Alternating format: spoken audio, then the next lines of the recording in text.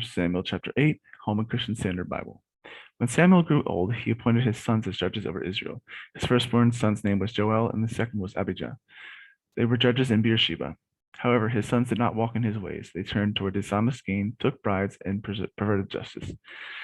So all the elders of Israel gathered together and went to Samuel at Ramah. They said to him, "Look, you are old, and your sons do not follow your example. Therefore, appoint a king to judge us the same as all the other nations have."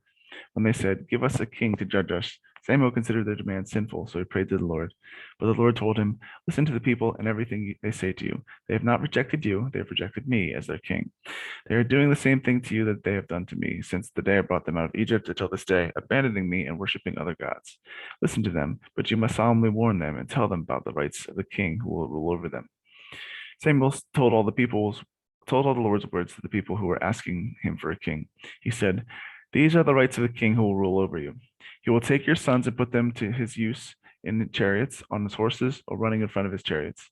He can appoint them for use as commanders or thousands or commanders of fifties to plow his ground or reap his harvest, or to make weapons of war or the equipment of it for his chariots. He can take your daughters to become perfumers, cooks, and bakers. He can take your best fields, vineyards, and olive orchards and give them to his servants. He can take a tenth of your grain and your vineyards and give them to his officials and servants. He can take your male servants, your female servants, your best young men, and your donkeys and use them for his work. He can take a tenth of your flocks, and you yourselves can become his servants.